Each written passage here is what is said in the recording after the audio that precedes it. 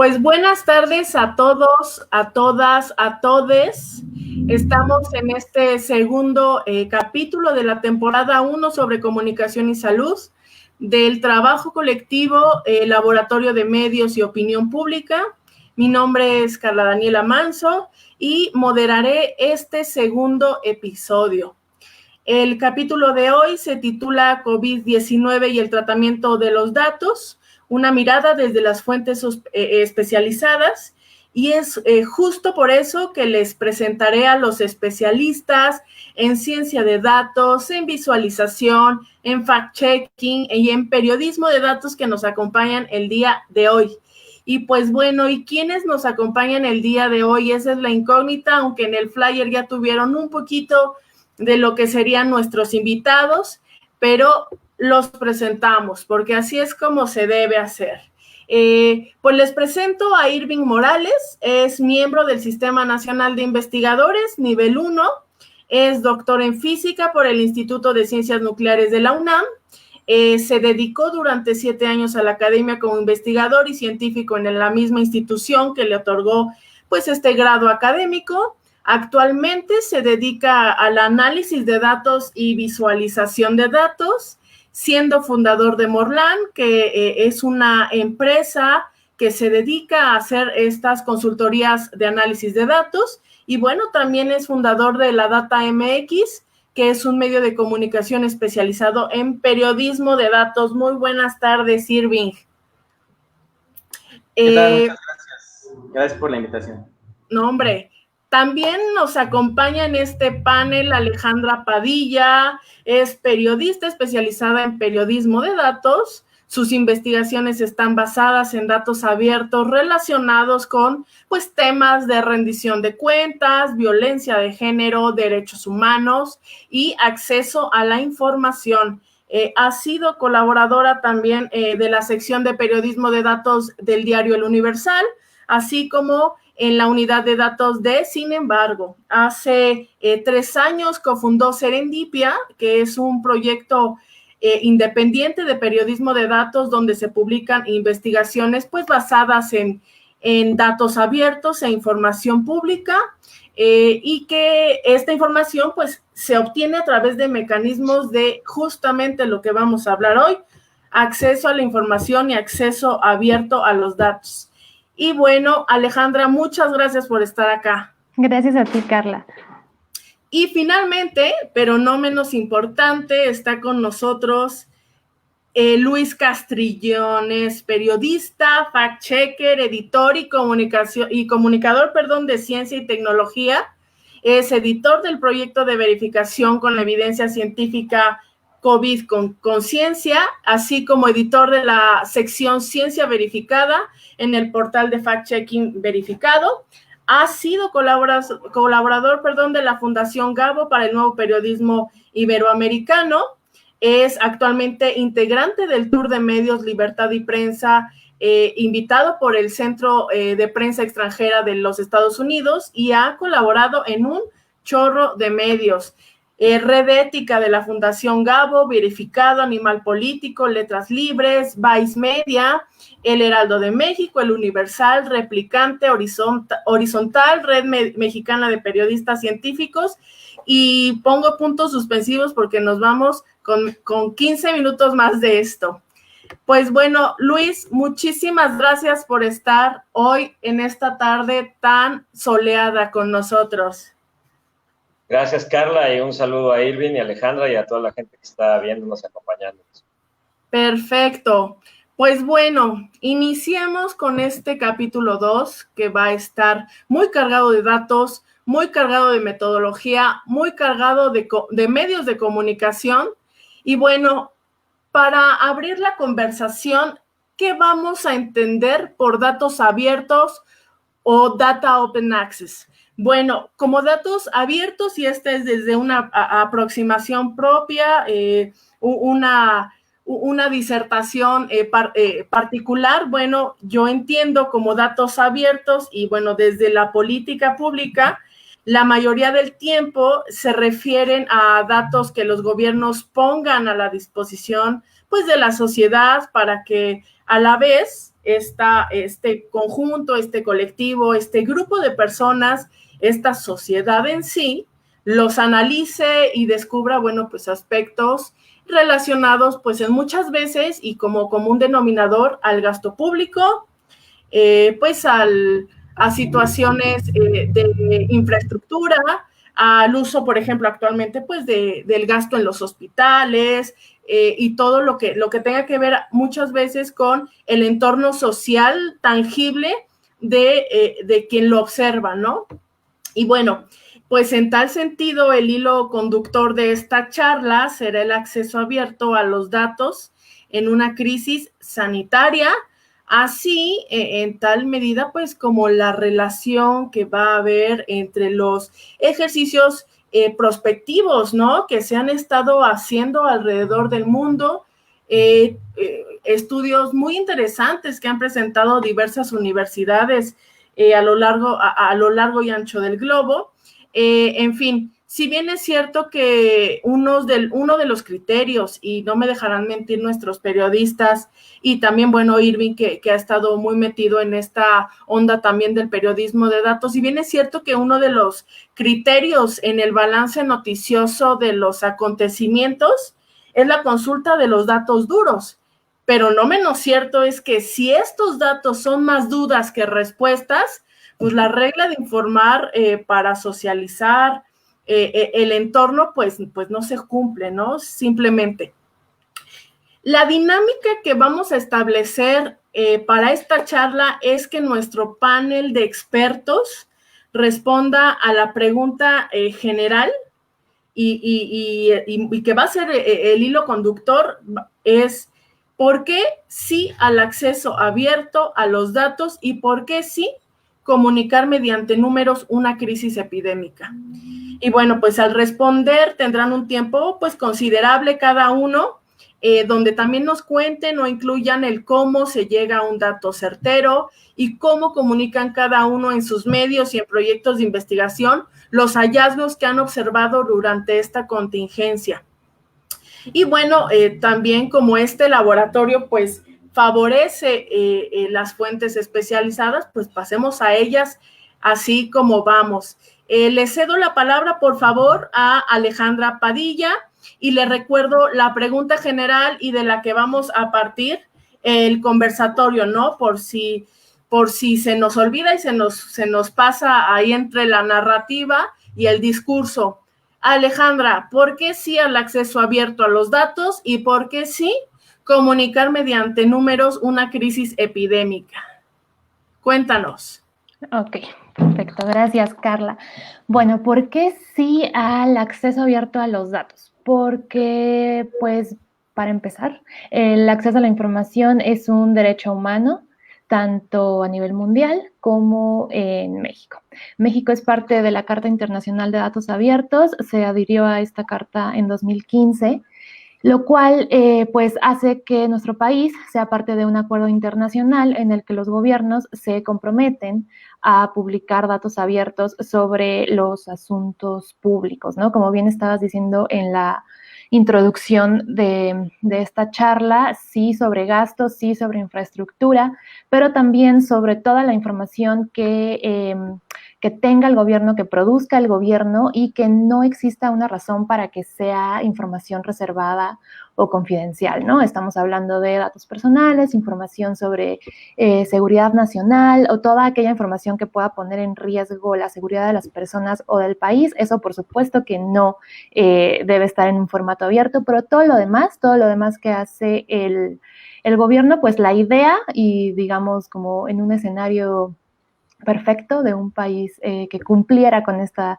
Carta de Datos Abiertos sería que sí.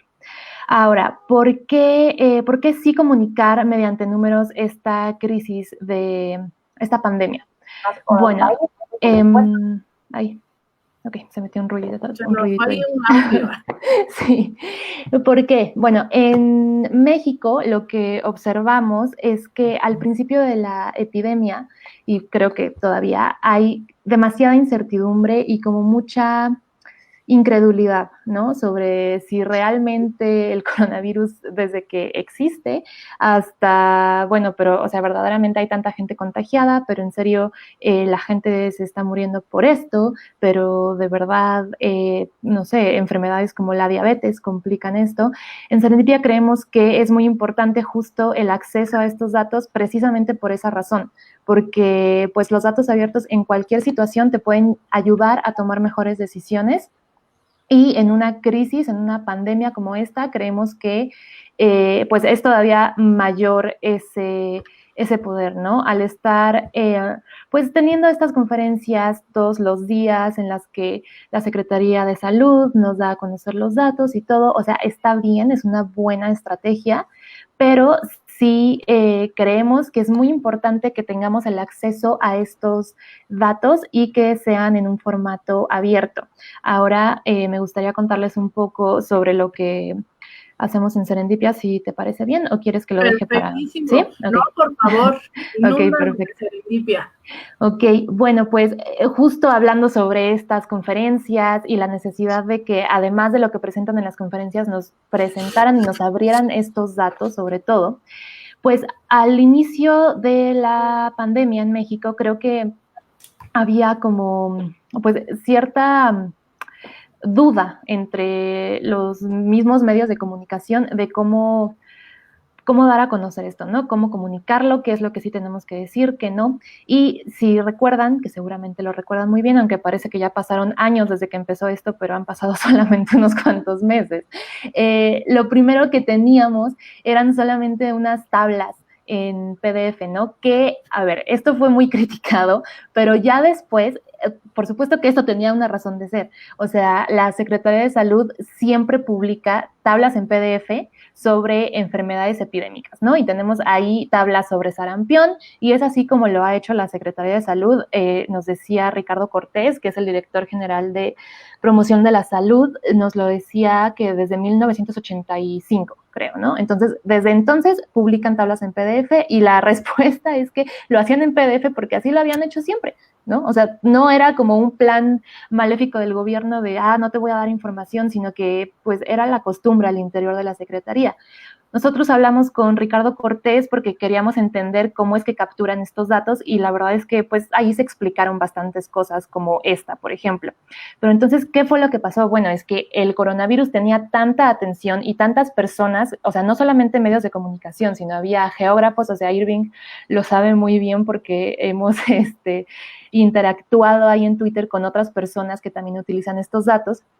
O sea, geógrafos, científicos de datos, otros periodistas, personas que trabajan con datos, empezaron como en esta, que no digo que esté mal, pero sí llegó a ser como esta paranoia de es que el gobierno no nos quiere dar los datos, es que ¿por qué no los abre?, ¿no?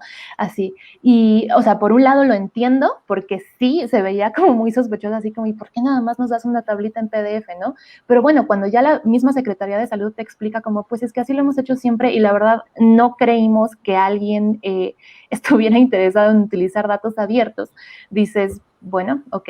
O sea, el mismo Ricardo Cortés aceptó que tenían mucho desconocimiento sobre esta comunidad datera, por llamarla de alguna forma, en México, ¿no? Ellos no sabían que hubiera tanta gente que quisiera utilizar esto y que fuera a hacer análisis propios y que fuera a publicar desde notas hasta proyecciones, ¿no? Con estos datos. Entonces, por supuesto que eso no los exime de su responsabilidad, porque pues estamos en este contexto de la Carta Internacional de Datos Abiertos, hay una ley también en la que son mencionados los datos abiertos, pero bueno, ahí tenemos una parte de la respuesta sobre por qué pues estaban publicando simples PDFs. Entonces, lo que hicimos en Serendipia, ya para regresar a lo que les quería contar, es que, pues sí, al principio fuimos parte de esta petición sobre que necesitábamos acceso a datos abiertos y en eso pues nos centramos principalmente los primeros meses de esta pandemia. Me gustaría compartirles la pantalla, si puedo. Sí, adelante, ¿sí? Por favor. Okay, dime si te da a ti el mismo icono de compartir pantalla. Sí, a ver. Intentémoslo. Ok, no, no lo voy a poder hacer, no. Bueno, pero les cuento. Entonces. Mándamela si quieres. Ok. Al correo, Ajá. ya lo tienes. Mándamela y ahorita lo reproducimos sin problema. Sí, en realidad, o sea, les quiero como enseñar solo algunas partes de esta presentación que tenemos, pero tampoco es muy necesario. O sea, lo que les quiero contar es que después de que la Secretaría de Salud accedió, te lo mandé por Twitter, accedió Perfecto, ahora mismo. A publicar estos datos abiertos, pues, bueno, antes de que la Secretaría de Salud publicara los datos abiertos, algo que nos parecía importante en Serendipia era justo, pues, abrir los datos, ¿no? Entonces, lo que empezamos a hacer fue que estas tablas que estaban en PDF las convertíamos a un formato CSV y las publicábamos en el portal, y pues eso... O sea, a ver, no fue la única página que lo hizo, hubo personas que iniciaron repositorios en GitHub también, lo cual pues siempre suma, ¿no? O sea, creo que es preferente que haya varias fuentes que publican los datos a que no haya ninguna. Pero bueno, esa fue una de las cosas que hicimos al principio de la epidemia. Entonces teníamos las tablas, digamos, cerradas de la Secretaría de Salud, y también había estas opciones de consultar esos datos en un formato abierto en Serendipia y en otros repositorios, ¿no? Como les digo. Ahora, después de abrir esos datos, lo que empezamos a hacer fue un mapa, que creo que es una apuesta por la que yo diría que la mayoría de los medios se fueron. Entonces, un mapa con los casos confirmados, y también después añadimos otro mapa con casos sospechosos y casos de muertes, ¿no? Algo que me parece muy importante sobre los datos es que cuando teníamos datos en las tablas en PDF teníamos solamente unas 6 variables, que pues sí, o sea, nos decían en dónde estaban estos casos, su edad, su sexo, y al principio nos decían también qué país habían visitado antes de contraer esta enfermedad. Pero cuando abrieron la base de datos, agregaron muchísimas más variables que quedaron en 34. Entonces, si pasamos de unas 6 variables a 34, pues tenemos muchísima más información, ¿no? ¿Y a qué quiero llegar con esto? A que el mismo mapa cambió. O sea, al principio lo único que se podían visualizar eran unos puntitos por estado y ya, ¿no? Y después, con los datos abiertos, pues ya pudimos visualizar información por municipio, comorbilidades también, otras características de los pacientes, como por ejemplo si hablan una lengua indígena, como si son migrantes, o sea, cosas así que trae la base de datos y que sí ayudan a hacer un análisis mucho más profundo, ¿no? De lo que está pasando con esta epidemia en el país. Ok, ahí te estoy dando acceso a la presentación. ¿Ya la puedes ver, Carla? Listo, a ver, vámonos, ¿sí?, para acá. A ver, voy. Que me dice que... Ah, perfecto. Y tú me vas diciendo cuál quieres. Sí, o sea, lo que quería mostrarles era cómo cambió el mapa, ¿no? Para que lo puedan... Voy a poner aquí el mapa. Ajá. Aguántame 3 segundos. Porque creo que sí es como muy... pues muy valioso cómo se veía primero la información y ya después con el detalle que la podemos ver. A ver, vamos acá. Voy a poder compartir. Ok. A ver, sí la noto. Ahí estamos hoy, no sé por qué nos vemos tan así. A ver, ahora me voy a ir para acá. Ok. Listo. ¿Están viendo? ¿Qué están viendo? Sí, un mapa. Bueno, la portada. Ajá. Ay, aquí. Si quieres, a la izquierda es la quinta, me parece. La quinta, 2, 3. ¿Está? Ajá, sí, exacto. Bueno, aunque lo veamos ahí pequeñito. Ahí voy. Ok. Ahí voy. Exacto, sí. Porque ahora yo ya los perdí. Ustedes me van a guiar como en ese juego que teníamos antes. Y tiene cabello. Ándale. Entonces tú me vas diciendo. Sí, está bien. Entonces, eso es lo que les decía, ¿no? O sea, este mapa no nos dice como gran cosa, solo nos señala el puntito por estado y pues mientras más grande sea el puntito, más casos hay, ¿no? Y es como, bueno, sí está bien, pero pues, no sé, o sea, sí da la sensación de que falta información, ¿no? Pero justo era porque, pues, esa era la información que teníamos disponible en ese momento. Y ya después pudimos transitar al siguiente mapa, que está en la 13, si quieres 6.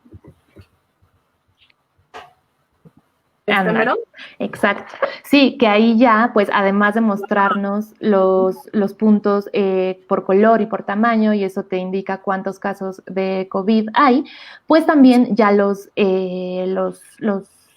puedes ver por municipio, ¿no? Que creo que sí ya da una idea muchísimo más completa. Ahora, además de hacer estos mapas en Serendipia, tenemos varias notas dedicadas, por ejemplo, a qué pasa con las comorbilidades, ¿no? Estas son notas que actualizamos todos los días, conforme se actualiza la información de la Secretaría de Salud. Entonces, bueno, ¿qué porcentaje de las personas que tienen diabetes ha sido hospitalizado, ¿no? ¿Qué porcentajes de las personas que tienen, por ejemplo, insuficiencia renal ha muerto? Y pues bueno, y también tenemos otra nota dedicada a la mortalidad por COVID-19, que pues nos muestra principalmente que bueno, creo que es un tema que podemos hablar en un ratito, pero nos muestra, por ejemplo, las muertes que reporta la Secretaría de Salud en una gráfica, y en otra gráfica las muertes por la fecha de defunción, ¿no? Que son gráficas muy diferentes. Y bueno, además de eso, tenemos también la tasa de mortalidad por estado, de mortalidad en total, y también la tasa de mortalidad en pacientes hospitalizados, ¿no? Entonces, ¿cuántas de las personas que son hospitalizadas al final mueren por esta enfermedad? Y ya por último, además de estas notas que publicamos y actualizamos de manera diaria en el sitio web, también hemos publicado videos en YouTube, tenemos nuestro canal de YouTube, y ahí pues hablamos sobre estos temas, y pues la idea es hacer el tema mucho más accesible al platicarlo, ¿no? O sea, al platicar con las personas que estén viendo estos videos y contarles como, bueno, a ver, tener datos abiertos es importante por tal y tal razón, ¿no? La Secretaría de Salud no los está publicando. Después, ¿sabes qué? Ya publicaron los datos abiertos. Entonces, es más como una plática, que creo que es un formato más pues amigable, si te quieres ir familiarizando con los datos. También hicimos una guía sobre cómo está construida la base de datos y más o menos cómo le puedes entender, ¿no? Porque a lo mejor esto es como bastante obvio para personas que trabajan con los datos, pero pues de repente para alguien que nunca haya utilizado una base de datos y se quiera acercar a esto, pues le puede servir para ir poco a poco viendo cómo es, ¿no? Creo que eso por este bloque sería todo. Perfecto. A ver, vamos acá vamos. Y es que justamente es eso a uno de los motivos que ha dado paso a este proyecto, ¿no? Y que titula este capítulo. Le estamos tirando a la visualización de los datos como esta parte de socializar a quienes están teniendo pues menos acceso a ellos, ¿no? Y es justamente el trabajo del periodista de datos, del trabajador de los datos, del arquitecto de los datos, el que hace desde la construcción de la base de datos y toda esta minería de datos, hasta ya el que lo presenta y lo socializa a la opinión pública, ¿no? Y es ahí donde se cumple como esta cadena de reproducción del mensaje, del acontecimiento, y es el fin pues de una investigación en sí, ¿no? Socializarla y generar no nada más hablar de emisor-receptor y basta, sino es generar una dinámica entre el emisor y el receptor, identificar las ausencias que tienen y de ahí pues partir. Bueno, pues muchas gracias, Alex. Vamos a regresar en un momento contigo. Irving, por favor, la misma pregunta y no la misma respuesta. Vamos contigo. Que tú sí eres dura. Yo agradezco mucho la pregunta porque es una pregunta que se hace en todos lados, en este tipo de foros, ¿no? ¿Por qué datos abiertos? Y a mí me gusta pensar que esa pregunta es incompleta, ¿no? Todo el mundo estamos, ¿por qué datos abiertos? ¿Por qué datos abiertos? Y casi siempre la respuesta viene, pues, porque tenemos que ser más transparentes, bla, bla, bla. Pero también a mí me gusta aderezarla con, ¿para qué queremos datos abiertos? ¿No? Y es algo que a mí me ha preocupado en México desde hace muchísimo tiempo.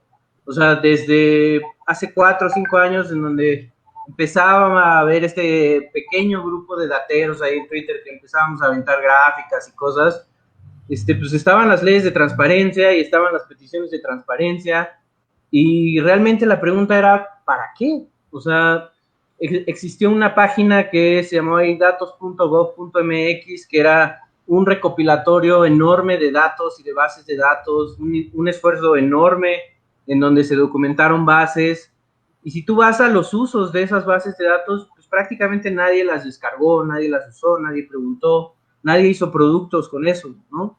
Entonces, ¿para qué queremos datos abiertos? A mí es algo que me preocupa muchísimo, ¿no? Y muchas veces en este afán de ser lo más transparentes posibles, y la transparencia y la tecnología y los formatos abiertos, queremos estar tan a la punta de la transparencia que no nos damos cuenta que el fin principal de los datos abiertos tendría que ser comunicar cómo está el país en general, ¿no? Un país tendría que generar datos abiertos para que sus ciudadanos puedan entender cómo está en prácticamente todos los rubros.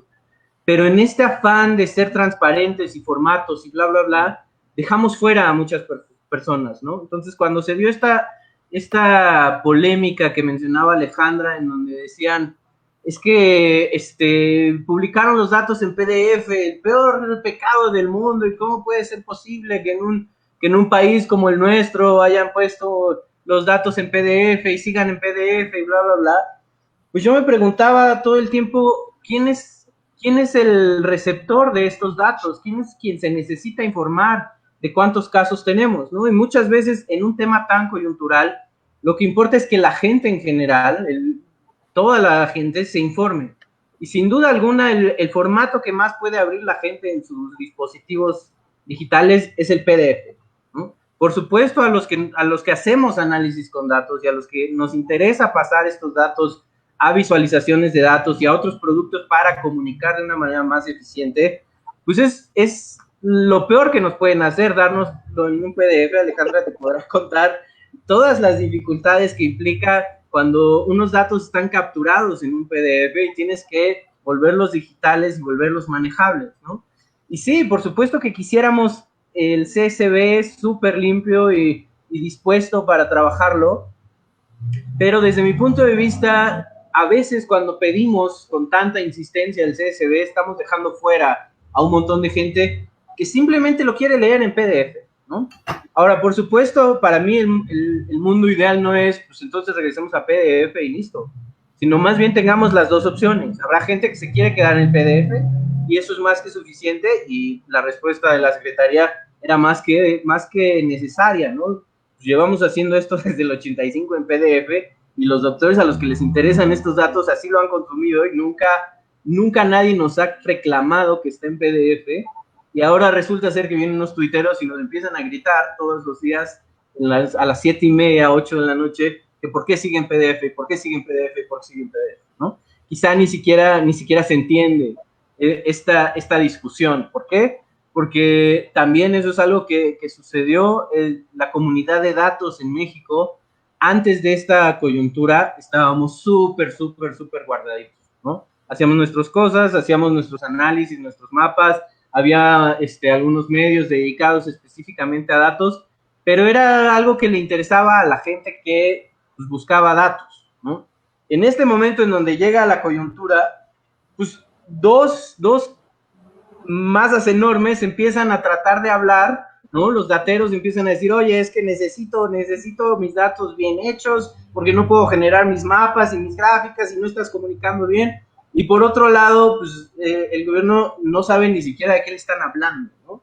Entonces, desde mi punto de vista, son muy rescatables estos ejercicios que principalmente ha hecho Alejandra, y como ella mencionaba, a un montón de gente ahí en GitHub, de tratar de abrir un canal de comunicación, ¿no? También antes de esta administración y de esta coyuntura, el tema de la transparencia parecía que tú le hablabas a una máquina, ¿no? Oye, necesito estos datos, y la máquina tenía ya programadas las maneras de cómo responderte para no tener esos datos y para hacerte la vida difícil, y entonces ya sabías que si ibas a hacer una petición de transparencia, pues eso sí iba a tardar 3 o 4 meses, porque ibas a tener que cambiar la redacción 3 o 4 veces, porque los del otro lado estaban haciendo güey, ¿no?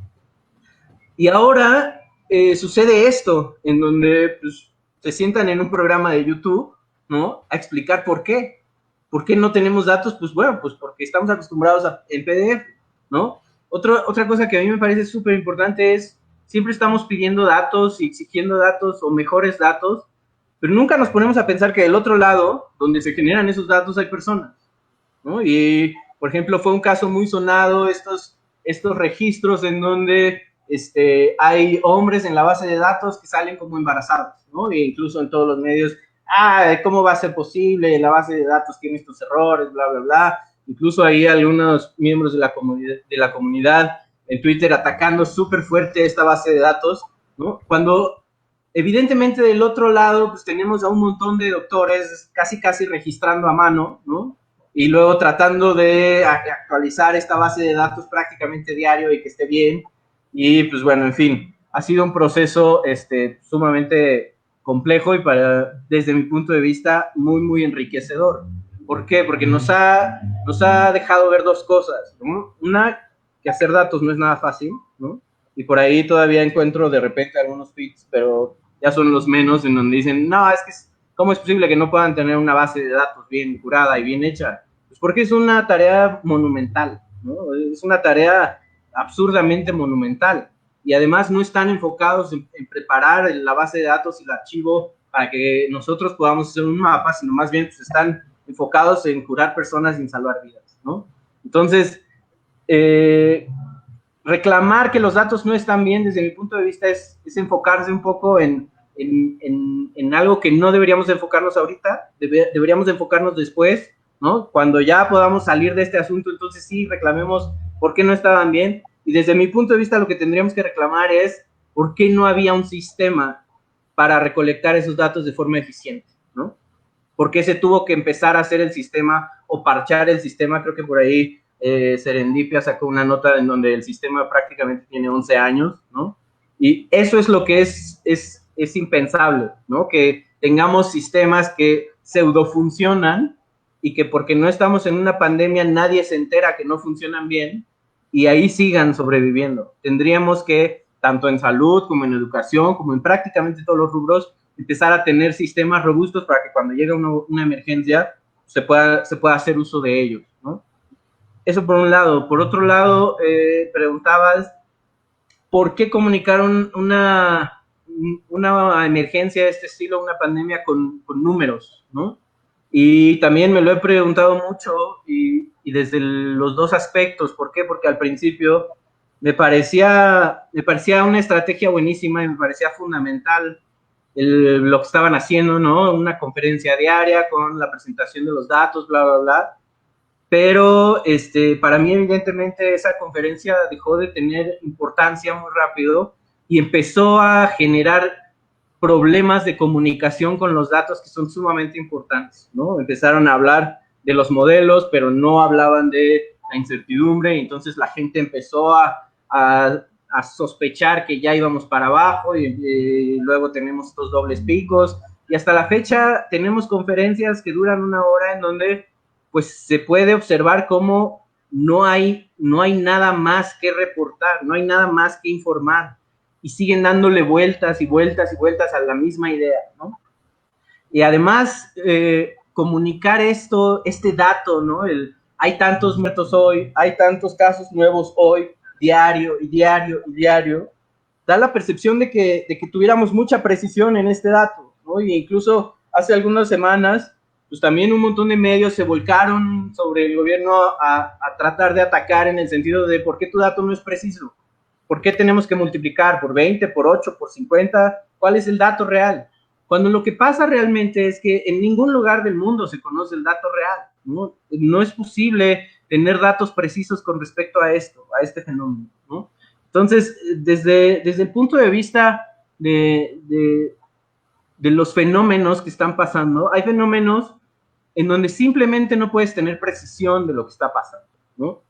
Y desde mi punto de vista, tratar de salir y comunicar con una impresión de que sí tenemos precisión sobre estos datos es totalmente erróneo, ¿no? Desde mi punto de vista, se tuvo que haber salido a decir, no hay manera de que sepamos bien cuántos, y eso no es lo realmente importante. Y para mí sería fabuloso que fuera una conferencia cada viernes y listo, ¿no?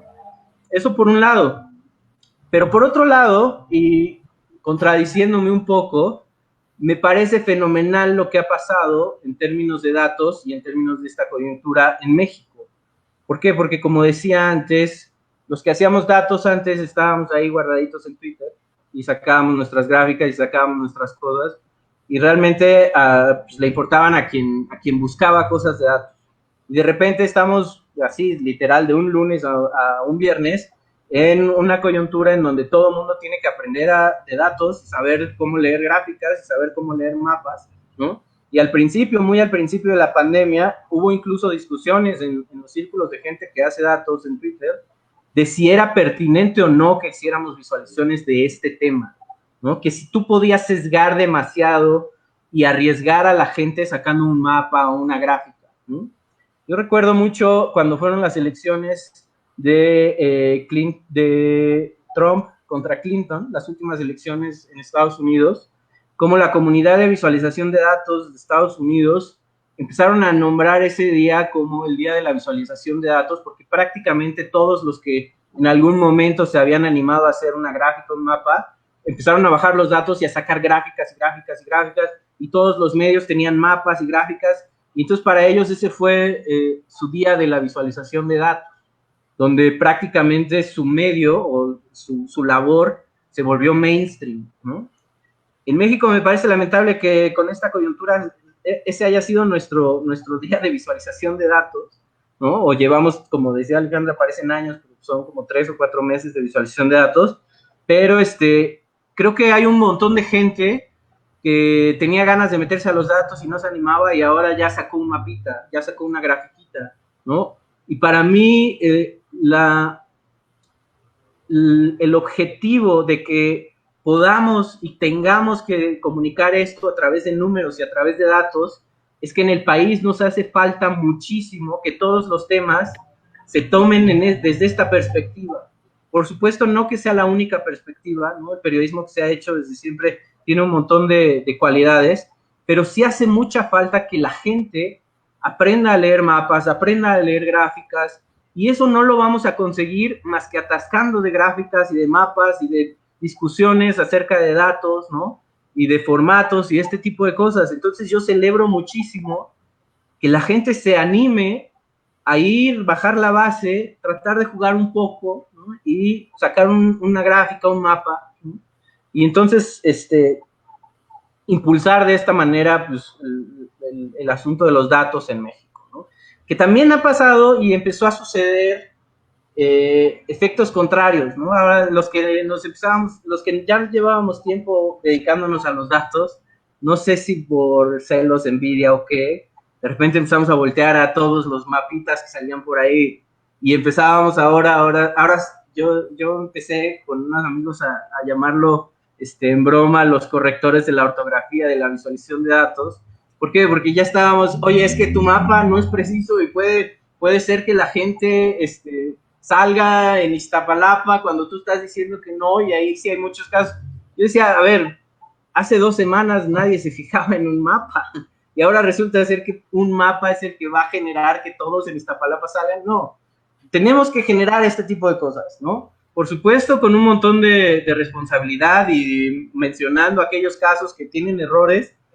Tampoco el caso es, nosotros somos los que sí sabemos hacerlos y listo, ¿no? Entonces, yo celebro muchísimo esto que está pasando, ¿no? Por supuesto, no el hecho de que los datos sigan presentes en la coyuntura, ojalá ya se acabara, pero sí veo un cambio fundamental en cómo se trataban los datos antes de este asunto y después. Algo que también me llamó mucho la atención es que antes los medios que hacían datos, y Alejandra no me dejará mentir, pues sacábamos ahí algunas piezas que tenían que ver con datos, pero los medios grandes no ponían atención, no ponían demasiada atención al asunto de los datos, y ahora se ven en una situación en donde tienen que comunicar con datos y no tienen ni idea de cómo hacerlo, ¿no? Y a mí me gusta mucho que, por ejemplo, ejemplos como el de Serendipia, donde ellos siguen haciendo su trabajo y la gente empieza a decir, oye, es que ya viste esto, qué genial, que ellos están sacando mapas, están haciendo gráficas, Y a mí me da mucho gusto que no es una cosa de ahorita, sino Alejandra lleva sacando mapas y gráficas desde hace años, ¿no? Igual nosotros. Entonces, creo que por primera vez los datos empiezan a tener relevancia y ojalá que siga así y ojalá que los medios pues agarren un poquito de eso y empiecen a tomárselo en serio. Perfectísimo. Y dices muchas cosas interesantísimas, ¿no? Que a veces como especialistas o como fanáticos del dato, dejamos un poco de lado, que es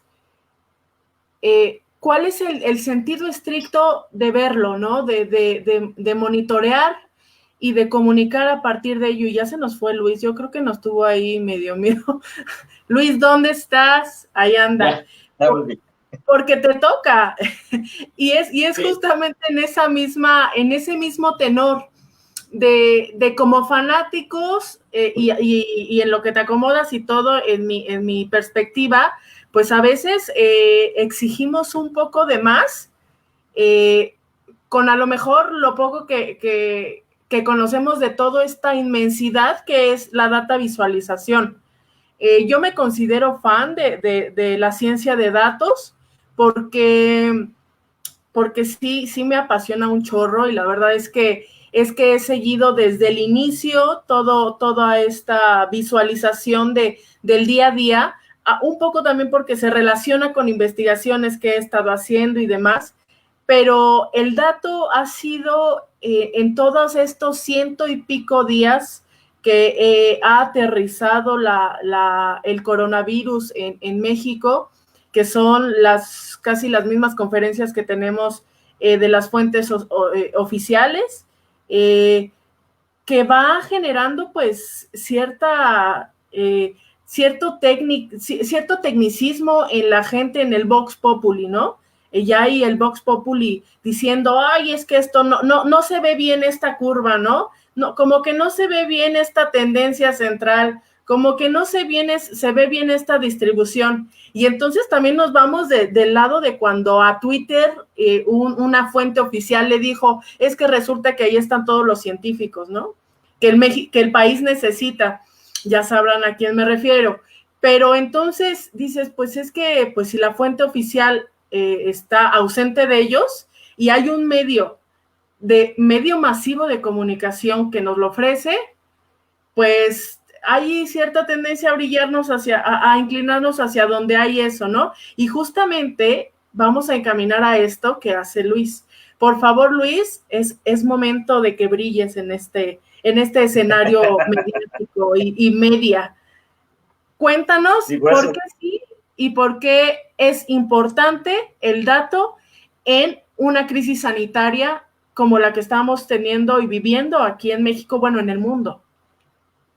Bueno, primero que nada, el dato de por qué me tuve que levantar, ya que estamos siendo transparentes, porque empezó a llover aquí en Yucatán, que seguimos en temporada de lluvias, empezamos en temporada de huracanes, que es, de hecho, lo comento rápido, fue mi primer interés no soy un experto, como el caso de Irving o Alejandra, pero fue mi primer interés en la revisión de datos, o sea, de entrar a números, a bases de datos, a estadísticas, y estar ahí navegando, ¿no? Y le estoy hablando además de finales de los 90, es decir, lo que teníamos en acceso a información era básicamente casi nada, y el hecho de la incidencia de fenómenos ciclónicos en Yucatán a mí siempre me llamó la atención desde que llegué a vivir aquí al estado, ¿no? Entonces lo cuento un poco anecdóticamente como parte de mi desarrollo periodístico, y ahí fue donde empecé a meterme en revisar cifras históricas, cantidades de daños que generaban los ciclones, y bueno, sigue siendo una especie de fetiche hasta la fecha al estar pendiente de todo lo que tiene que ver con el factor climático, y vamos, sin volverme ningún meteorólogo experto ni en absoluto, pero aprendí a interpretar los datos sobre la información meteorológica que emitía la Comisión Nacional del Agua, y eso de alguna manera empezó a regular mi interés en todo esto, ¿no?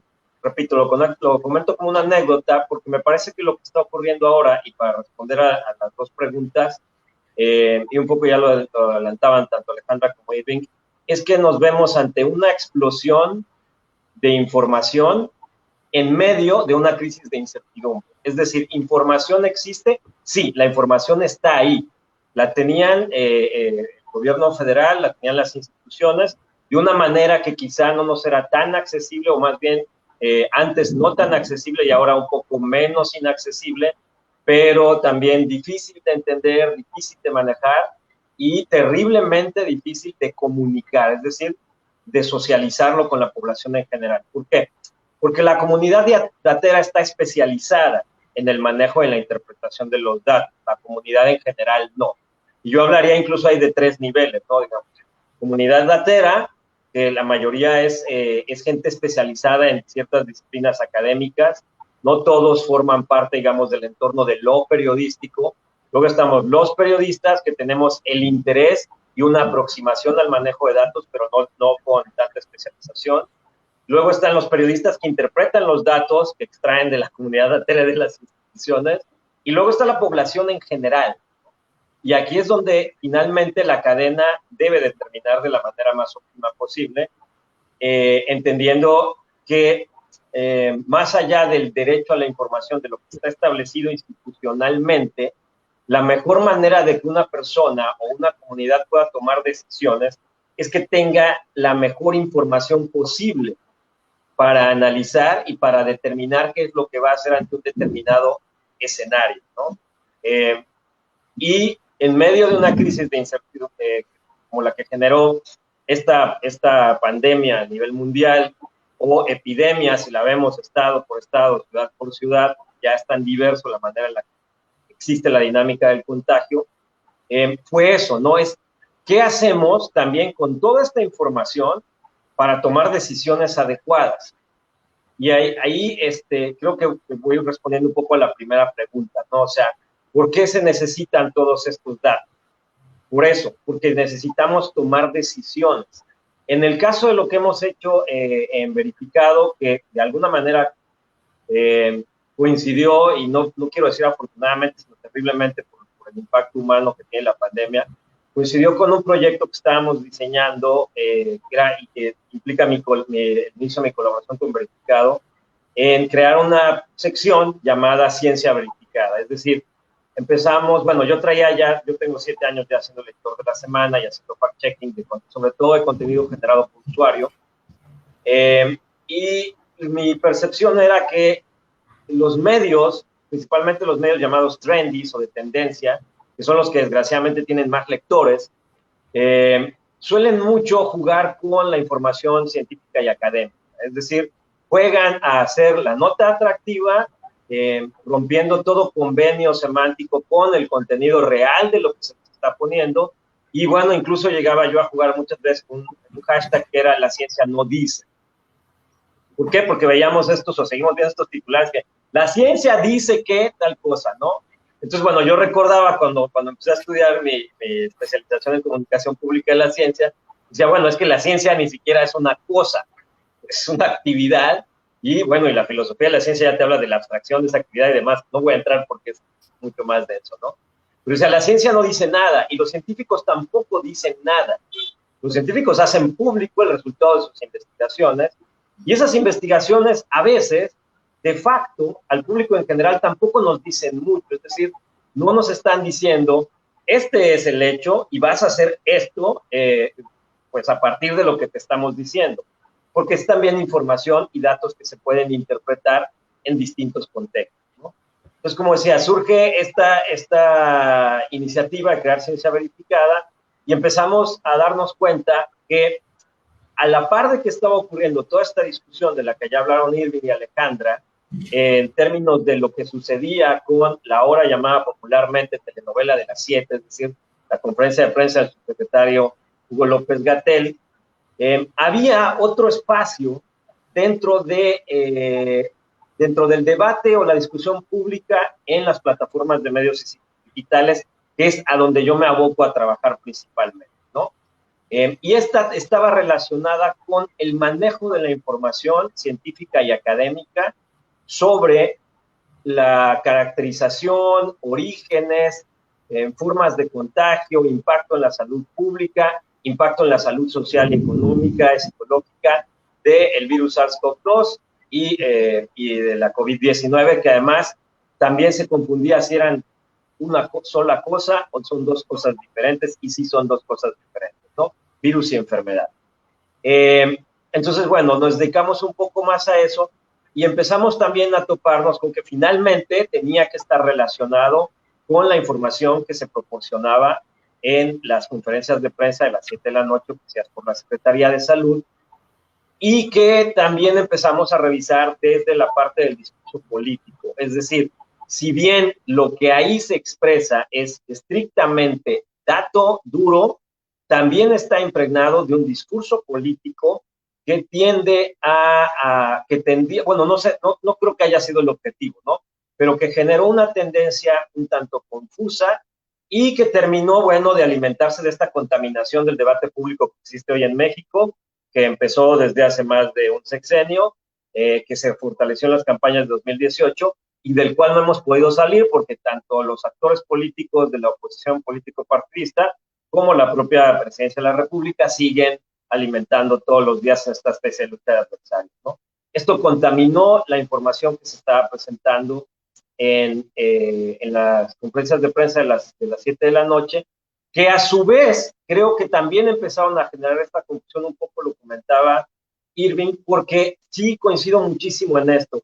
Creo que un error comunicacional gravísimo de la Secretaría de Salud y del gobierno federal fue haber intentado generar una suerte de certeza de tenemos el dato exacto.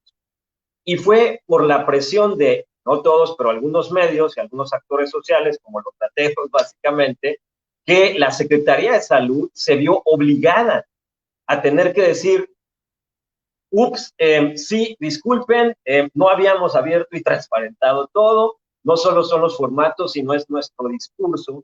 Y entonces, como 2 meses, bueno, perdón, no 2 meses, pero perdón, es que ahora se me despasa el tiempo con el encierro, pero como 1 mes y medio después de estar viendo las conferencias, aparece el doctor Hugo López-Gatell, y bueno, perdón, el doctor Alomía, y dice, la verdad, bueno, es que, pues los datos que les damos vienen atrasados, o sea, no son en realidad del día anterior, ¿no? Son de 1 semana o 2 semanas. Y luego pasa otro tiempo y empieza la discusión del tema de las muertes, ¿no?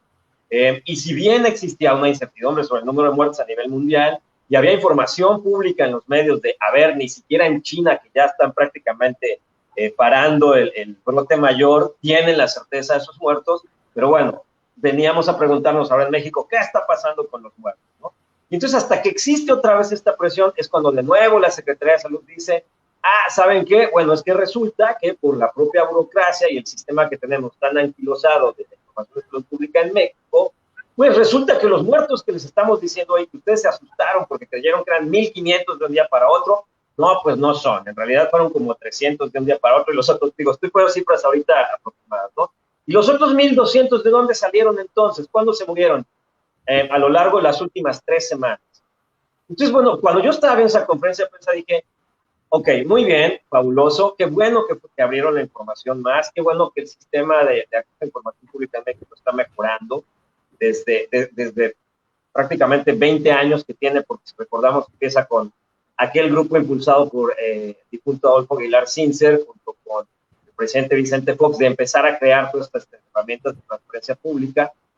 Pero dices, 20 años después, es impresionante que sigamos encontrándonos todavía estos candados, ya no hablando de lo que señalaba Alejandra, de aquella información que debe ser protegida por ley, ¿no? La información de datos personales, la información que tiene que ver con seguridad nacional, los datos personales, por ejemplo, de personas que están vinculadas a un proceso legal por la posible comisión de un delito, porque, bueno, puedes validar un proceso judicial solo por revelar un nombre o una imagen. Oh. No, pues sí está muy fuerte el huracán, yo creo, allá. Luis. Vamos a esperar un momentito en lo que Luis, bueno, nos comentaba que había una situación, de mal temporal allá en Mérida. Sí, ya me ven de nuevo, es que bueno, perdón. Sí, ya empezó el dios Thor, aquí viene de paseo también a Yucatán, y ahorita se fue la luz un momento, pero bueno, ya me conecté. Pero seguimos aquí. En fin. perdió el hilo, vamos. Sí, entonces, es impresionante lo que decía, ¿no? Cómo se tuvo que ir como que forzando esta apertura de un gobierno que decía, bueno, ahí está la información, ahí están los datos, pero que la fue de alguna manera, no quiero decir sesgando, pero dosificando demasiado, y además violaron el principio de incertidumbre. Hoy, por ejemplo, las últimas semanas, o bueno, lo que va de junio, ha sido muy popular ver posts, memes en medios sociodigitales señalando un meme específico donde aparece sobre todo el doctor Hugo López-Gatell diciendo, ¿y el pico será? Y así como que una raya de tú ponle la fecha que tú quieras, ¿no? Porque es imposible, además, señalar una fecha.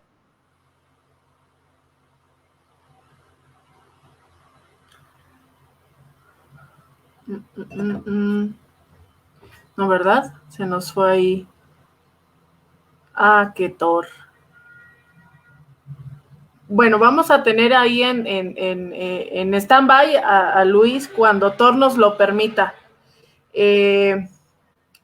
Sí, porque bueno, pues ahorita puede pasar un rato, pero vamos a abonar un poco a lo que Luis estaba pues comentando y a mí me gustaría, digo, se nos fue antes de hablarnos de algo bien interesante que él está haciendo, que es y que lo mencionaba, que es hacer el check de cada nota que va saliendo y contrastándola con diversas fuentes y métodos de investigación para saber si es falsa o verdadera. Y ya tenemos aquí a Luis de nuevo, ya nos pidió acceso, pero mientras Luis se nos vuelve a conectar, quisiera yo hablar y que nuestros especialistas nos hagan un poco de segunda en cómo estamos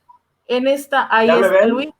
Yo hago paréntesis y sí, sigue. Que yo acá anotamos preguntas. Sí, entonces, bueno, teníamos lo que señalaba esto, se generaron estas falsas expectativas que finalmente, al menos para mí, la preocupación era este tipo de cosas pues pueden llevar a la toma de malas decisiones de parte de la comunidad en general, ¿no? Y bueno, mientras estábamos viendo eso, también volvíamos al tema de decir qué es lo que se está publicando en los medios sobre la dinámica de los contagios más allá de la estadística y sobre cuáles son las posibilidades de curas o posibilidad de una eventual vacuna. Y entonces empezamos a encontrarnos toda esta serie de titulares o de lecturas, algunas terriblemente erróneas, sobre documentación y papers académicos, incluso muchas publicaciones que en este momento se acordó a nivel mundial hacer preprints, es decir, aquellos todavía no revisados, pero bueno, por la premura y la necesidad de tanta información, y nos dimos cuenta que ahí estaba ocurriendo otro fenómeno interesante. ¿Y qué es este? Que por primera vez en la historia de la investigación académica se llegó a un convenio entre las distintas instituciones, tanto las generadoras como reguladoras, de decir, ahora todos los vamos a publicar todos y de manera abierta, ¿no? Y se han generado estos reservorios que tiene la Universidad Johns Hopkins, que tiene la Organización Mundial de la Salud, que tienen los CDC de Estados Unidos, los CDC de China, el Imperial College en Londres, y donde están acumulados todos los papers que se están publicando y se están generando, ¿no? Lo cual también me parece un fenómeno increíblemente interesante e importante en términos de la posibilidad de divulgar y de comunicar el conocimiento académico sobre lo que está ocurriendo, que habla también así como de, digo yo, un gesto bastante humano en medio de esta crisis sanitaria que no tiene precedente histórico, al menos en la historia contemporánea de las sociedades humanas. Entonces, bueno, dándonos cuenta que ahí había también otro brote, digamos, de una gran cantidad de información, que la OMS ya había advertido, además, que esto estaba generando, por una parte, un efecto negativo, que es lo que llamó ahora infodemics o infodemia, es decir, esta intoxicación por exceso de información, la cual además está contaminada con información falsa, distorsionada o imprecisa sobre lo que se está publicando. Entonces decidimos abocarnos a eso, ¿no? Y esto coincidió con, también con la preocupación que tenía la Red Mexicana de Periodistas de Ciencia de ver lo que estaba ocurriendo en México y además la preocupación que siempre se ha tenido en la red, ¿no? De por qué no hay una mayor presencia de periodismo especializado en los medios informativos en México. Es decir, los medios informativos en México se han desarrollado básicamente a través de lo que conocemos todos los que hemos pasado por ahí, por el fuenteo. Es decir, ve a cubrir la fuente, escucha a la o el funcionario dar su información, grábala, ya sea en audio o en video, o apúntala como puedas, y luego ve y preséntala y acompáñala de respectivo decálogo de dijo, afirmó, añadió, agregó, puntualizó, etcétera, y toda la serie de muletillas que pueden ir. Y que siempre ha dependido estrictamente de lo que la persona diga. Es decir, donde no ha existido una cultura de contrastar el dicho con el hecho, o de ni siquiera dar derecho de réplica a la parte que a veces es señalada o acusada, ¿no? Y esto es un tercer elemento que quiero señalar aquí, ¿no? Es decir, este mal hábito de la praxis periodística en México, que existe también en otros países, no lo voy a decir solamente en México, de quedarnos en lo que yo llamo el carnaval de dimes y diretes. Y creo que eso también se vio contrastado y se ha visto enfrentado ahora, gracias precisamente a este trabajo de socializar la información. Y aquí ya voy llegando a la respuesta a la segunda pregunta, ¿no? Que era, a ver, ¿para qué vamos a usar los datos? O sea, ¿es necesario socializarlos? ¿Qué vamos a hacer con todas estas cifras que la gente quizás si les damos el paquete de información van a decir, pues no entiendo nada, ¿no? O sea, si veo el mapa me queda muy claro, pero probablemente si me dan nada más los PDFs o los CSVs o toda la información y me llega en una base de datos, yo como ciudadano que no esté relacionado voy a decir, pues a ver quién va a leer todo eso, porque yo lo que quiero es que me lo expliquen o que me lo cuenten de otra manera, o si pueden que me lo sinteticen en un infograma, ¿no?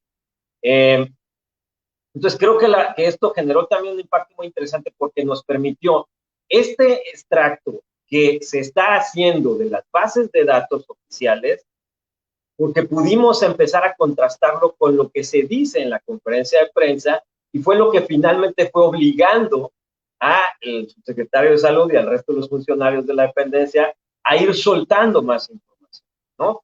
Desde, como dicen, desde cambiar del PDF a un formato más manejable para poder generar visualizaciones y contenidos más comunicacionales, a presionar más a la autoridad, a ir soltando la información y después de sentarse y aceptar y decir, pues sí, en realidad no tenemos ninguna certeza ni tenemos ningún dato preciso porque no lo hay en el mundo. Ahora, creo que desgraciadamente fue demasiado tarde y hoy esto, bueno, ya se incrusta en una discusión, repito, político-partidista que hace difícil depurarlo, ¿no?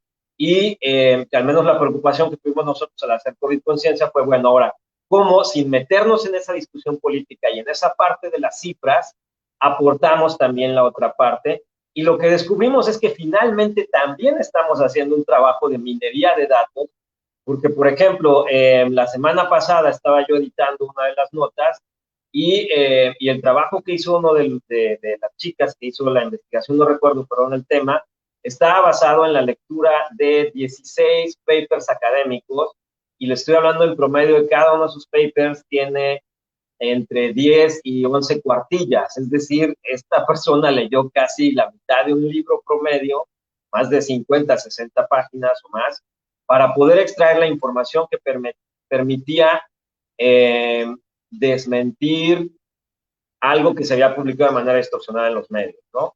Hace un par de horas acabo de terminar de revisar también otra nota que armamos sobre el tema que se publicó hace 2 días de que en algunos medios se dijo incluso casi como si tienes sangre o es muy probable que no te contagies, ¿no? Y uno se queda pensando, entonces, digo, y yo que siempre hago este ejercicio de pasar primero por mi humanidad crédula y luego brincarme al periodista escéptico en todo, dije, claro, yo tengo sangre tipo O, o sea, entonces me voy a la calle porque no pasa nada, ¿no? O sea, no me voy a contagiar. Entonces ni siquiera soy un riesgo para las demás personas. Y bueno, el trabajo que hizo también otra chica, otra reportera especializada en ciencia fue leerse igual 12 artículos académicos que aparte de los en que del único artículo, porque en realidad solo es uno el que se basaron estas notas, y los contrastó con otros 10, 11 artículos para que llegáramos a la misma conclusión. Sí hay varios, hay más de 5 o 6 estudios hechos actualmente sobre la relación entre el tipo de sangre y el impacto del SARS-CoV-2, pero ninguno de estos es estrictamente concluyente, e incluso todos los artículos señalan que lo que yo le llamo ya el clásico del paper académico, ¿no? Se necesitan más investigaciones y los resultados aquí no pueden considerarse para tomar medidas preventivas contra el contagio de la enfermedad, ¿no? Y bueno, y hacemos muchísimo énfasis en ese tipo de cosas, o lo que ocurría, por ejemplo, con este trabajo que me pareció fabuloso que hizo, creo que es el doctor Dorantes del Instituto de Física, era cómo entendemos la COVID-19, y publicó estas gráficas donde hacía el análisis de cuándo podía llegar ahora en junio el pico, y bueno, y hablaba también un poco de la dinámica social, pensando en aquellos días del 10 de mayo, y si la gente había salido, probablemente podían provocar una nueva incidencia en el contagio de la enfermedad hacia el alza, y que recuerdo tenía un párrafo específico en rojo, y que decía, este material es estrictamente con fines divulgativos y educativos. Y sin embargo lo vi publicado en medios periodísticos donde ese párrafo se lo pasaron, perdón, por el arco del triunfo, como los párrafos que tiene, por ejemplo, Río BXBR, creo que recuerdo que es el Rexvid, no recuerdo el nombre de la revista académica que publica preprints, pero que siempre pone muy claro en un párrafo en amarillo fosforescente que dice, este es un artículo que todavía falta revisión por pares y los resultados no son en nada concluyentes y no se deben considerar para la toma de ninguna medida, ¿no?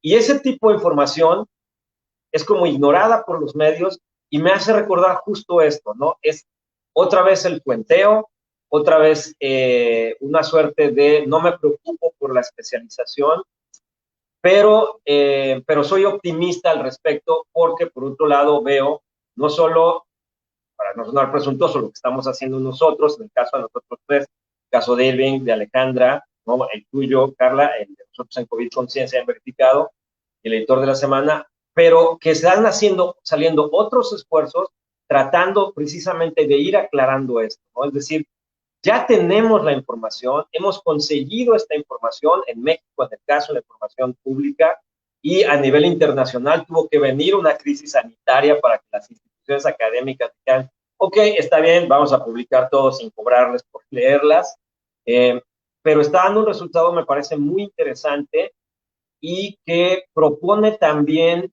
un reto a futuro en términos de cómo vamos a seguir haciendo el trabajo de socialización de esos contenidos, ¿no? Incluso hasta en el pensar, vamos a seguir haciendo mapas, vamos a hacer más videos, vamos a hacer más gráficas, vamos a hacer infografías. Yo se os digo, nosotros estamos empezando a utilizar memes incrustados en las notas de divulgación de ciencia y tecnología, para decir, por ejemplo, no es posible que otra vez publiquen un artículo académico más, ¿no? Si han visto este famoso meme del doctor Picard de Star Trek, donde está así como muriéndose de la pena, hoy lo utilizamos por una nota donde decía, no otra vez, por favor, ante un párrafo antes que decía, volvieron a interpretar un artículo académico de manera errónea, ¿no? En el caso Lazar. Entonces creo que yo añadiría nada más eso, es como quizá una tercera pregunta, ¿cuáles van a ser las formas que vamos a estar utilizando para poder toda esta información que estamos ya teniendo y generando, socializarla de una mejor manera ante un público que creo también ha demostrado una mayor avidez porque están metidos en la discusión, lo cual quiere decir que sí les interesa la información, sí les interesan los datos duros, sí les interesa la información científica, pero la pregunta es esa, ¿no? O sea, ¿cómo le seguimos haciendo para nutrir esa hambre y sobre todo ante la necesidad de que todas estas personas puedan tomar mejores decisiones para proteger básicamente la vida, ¿no? Y no la de cada uno de ellos, sino la de todos nosotros en general. Así es. Muchas gracias, Luis, y muchas gracias a Thor que nos terminó cediendo tu espacio. y es que justamente qué importante ha sido esta este hilo conductor que soltamos al inicio con la pregunta y cómo estas 3 fuentes especializadas que tenemos en este capítulo han ido tejiendo un hilo, bueno, un camino hacia dónde vamos, ¿no? Hacia dónde va la comunidad científica, hacia dónde van las fuentes. Se mudarán la comunidad científica y la fuente hacia un GitHub, se mudará a dejar de hacer tanto el paper y más bien hacer las infografías.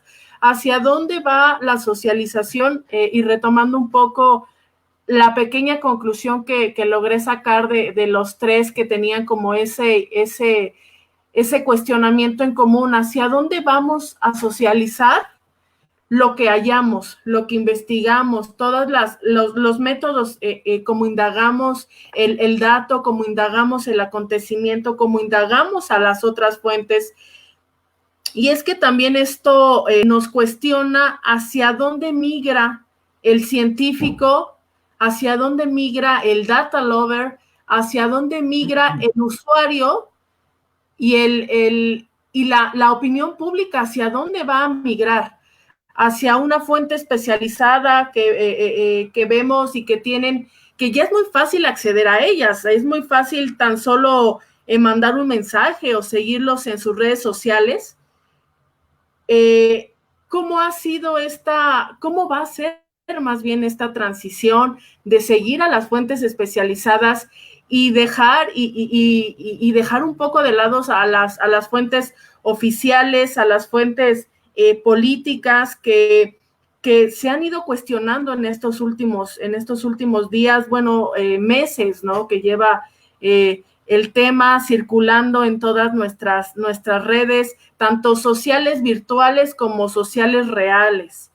Y es que en ese mismo sentido va esta consideración y esta concepción del científico. Y lo pregunto a mis fuentes especializadas, ¿hacia dónde va? Ustedes como fuentes especializadas, ¿hacia dónde va el sendero de la divulgación científica, el sendero de la divulgación del database, el sendero de la divulgación del dato? Porque si bien sabemos que sí, hay muchos repositorios en GitHub, hay muchos softwares que ahora nos están brindando un manejo de datos impresionantes, unas visualizaciones bien interesantes. Pero si bien lo comentaban hace un momento, sí, hay muchas personas, hay mucha opinión pública que se está yendo hacia Twitter, más que nada por este caldo de cultivo de noticias, pero que no se está yendo tanto a un GitHub, o sea, que no se está yendo tanto a un repositorio, sino más bien a algo que comentaba Luis.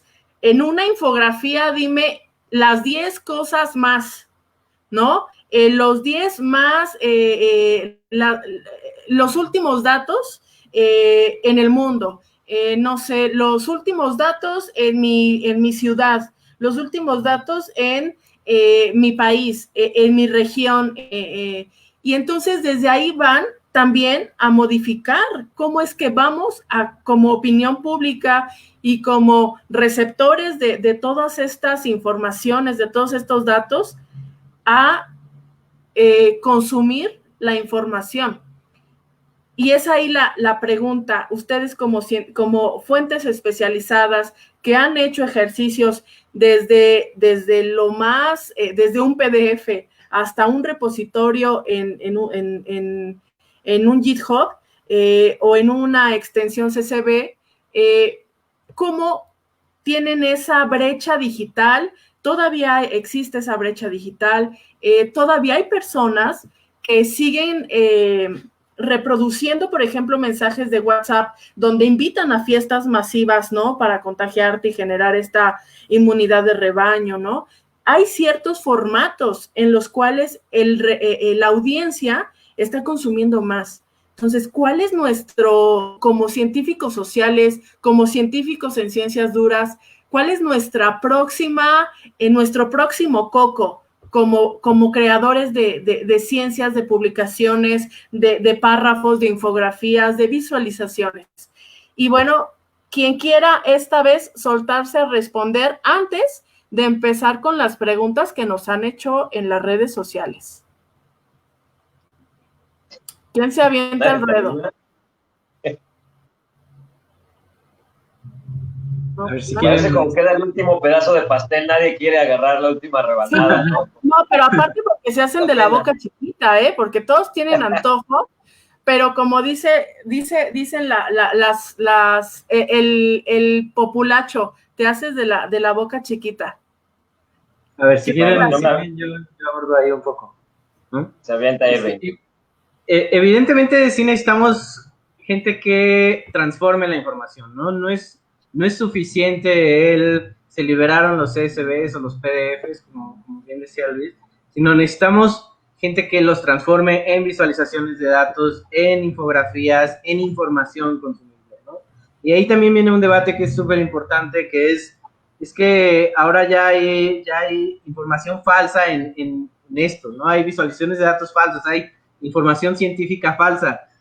Pero eso siempre ha existido, o sea, siempre hemos tenido chismes, nada más que antes eran del espectáculo y ahora son de la pandemia, ¿no? Y desde mi punto de vista, y esto es algo que he discutido muchas veces, creo que el principal responsable de decidir qué consume es el consumidor mismo, ¿no? Entonces sí, está lleno ahí de mugre y de información mal hecha, pero también tenemos que empezar a generar cierto criterio en el consumidor de esta información para que sepa distinguir qué está bien hecho, qué no está bien hecho, qué tiene fuentes, qué no tiene fuentes, qué le dice un poco más, qué le dice, se queda nada más en la superficie, ¿no?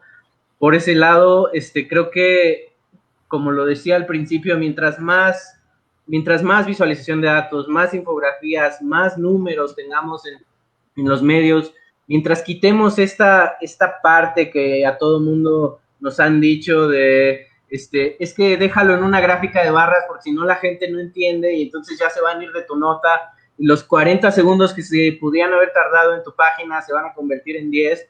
No, tenemos que aventarnos a hacer visualizaciones de datos y productos de datos que expliquen, que hagan pensar a la gente, que la involucren, que realmente la metan en el sistema, ¿no? Eso es sumamente importante, ¿no? Súper importante y como mencionas, ¿no?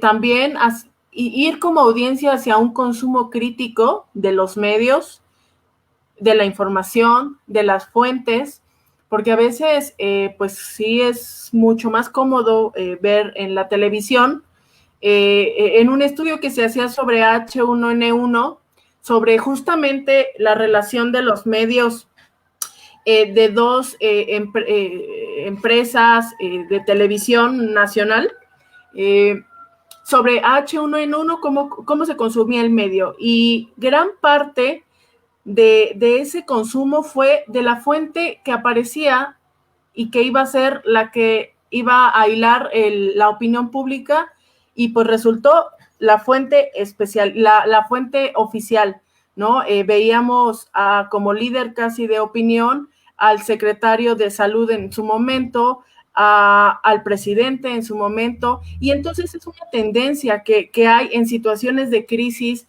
económicas, políticas, sociales, sanitarias, que sí favorecemos a una fuente oficial, que muchas veces relegamos a una fuente especializada y que muchas veces también relegamos a aquello que nos implique escarbar un poco más como audiencia. Entonces creo que actualmente la responsabilidad que tenemos como audiencia es empezar a consumir de forma crítica medios de comunicación digitales, medios de comunicación convencionales, pero siempre partiendo de eso, de la crítica, de un ser crítico, de un ser objetivo, de una fuente investigada, y de no solamente ser un reproductor, porque también es la tendencia que hemos visto en las redes sociales, activos como reproductores nada más de información, ¿no? Luis Castrillón, Alex, ¿algo más que nos quieran decir partiendo justamente de hacia dónde va la nueva, por decirlo de alguna forma y aunado un poco a la nueva normalidad, hacia dónde va la nueva comunicación de datos, hacia dónde va el data lover, hacia dónde va la ciencia de datos, hacia dónde va la visualización.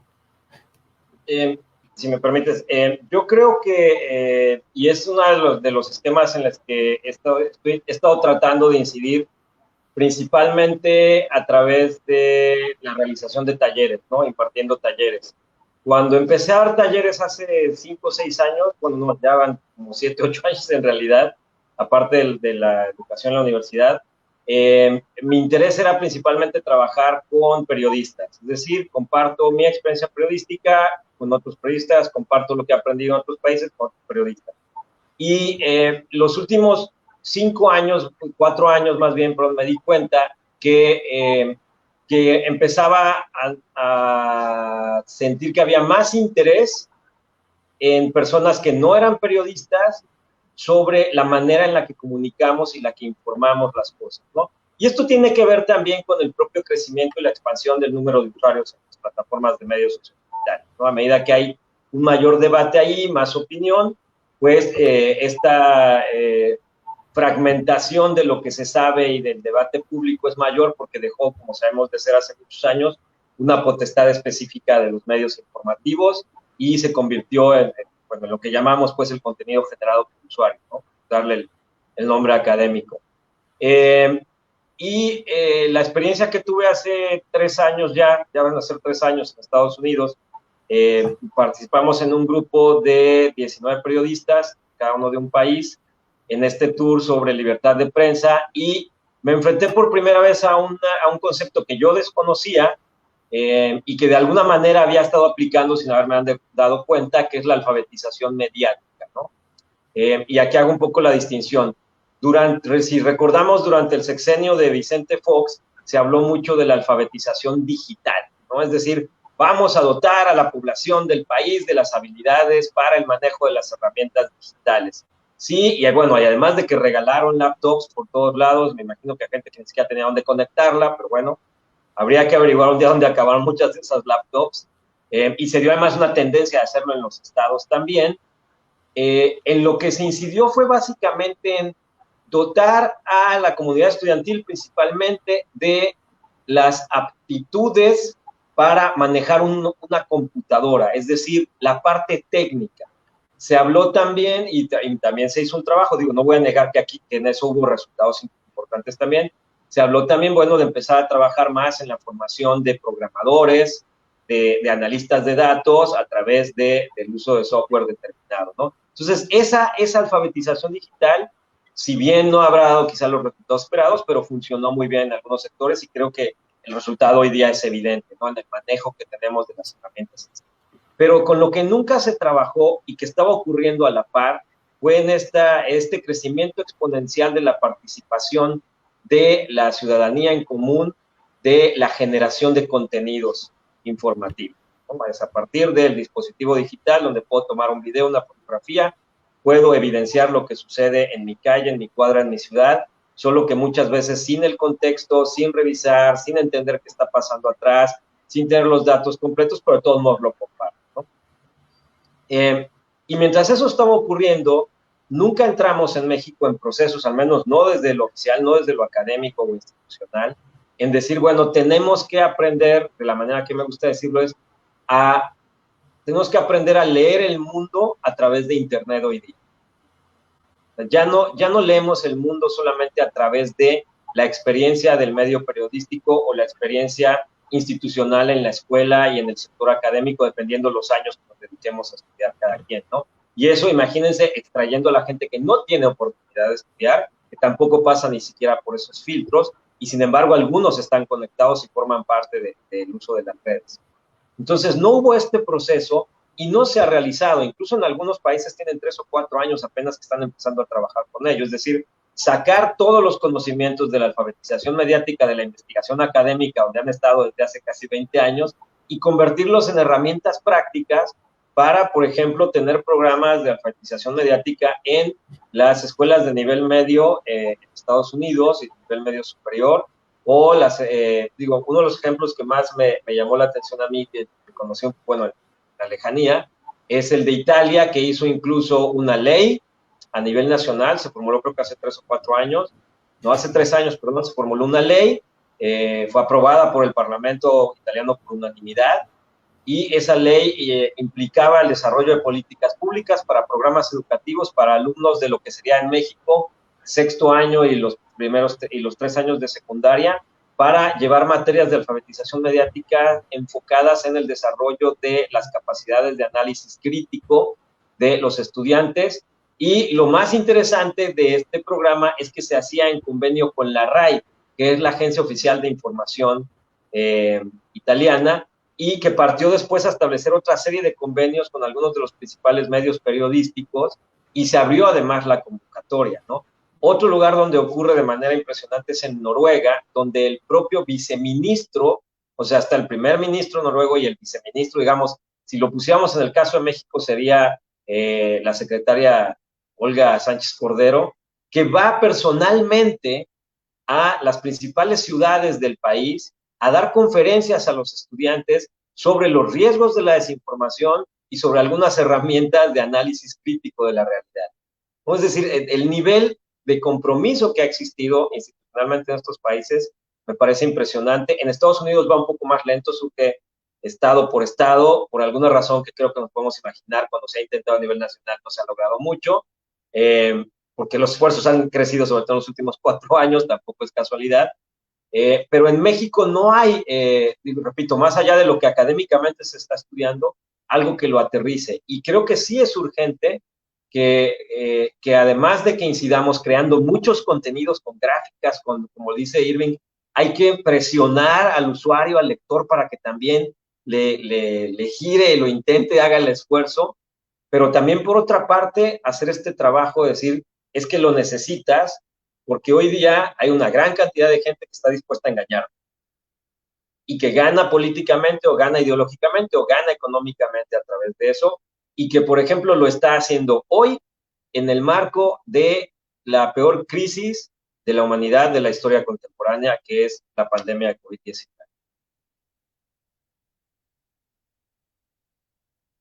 Así es, justamente algo bien importante que has tocado, Luis, esta parte de alfabetizar a las audiencias. Vamos a pasar, si Irving o Alejandra quisieran decir algo. Sí, Alejandra, porfa, antes de pasar a las preguntas de nuestra audiencia, justamente de fuentes especializadas. Sí, rapidísimo.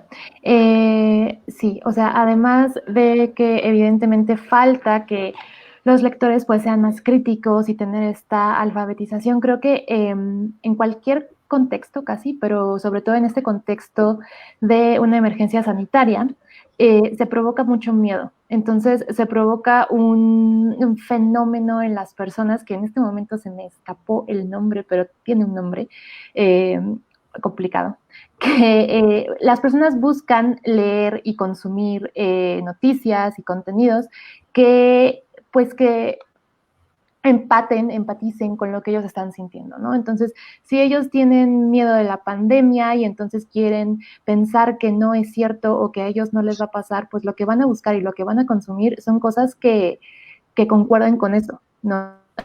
Este estudio de la sangre O y la sangre A, o sea, creo que es un gran ejemplo. Si crees que a ti no te va a dar coronavirus y encuentras que hay una nota que dice que, bueno, tu tipo de sangre es menos propenso a tener coronavirus, pues evidentemente lo vas a creer, ¿no?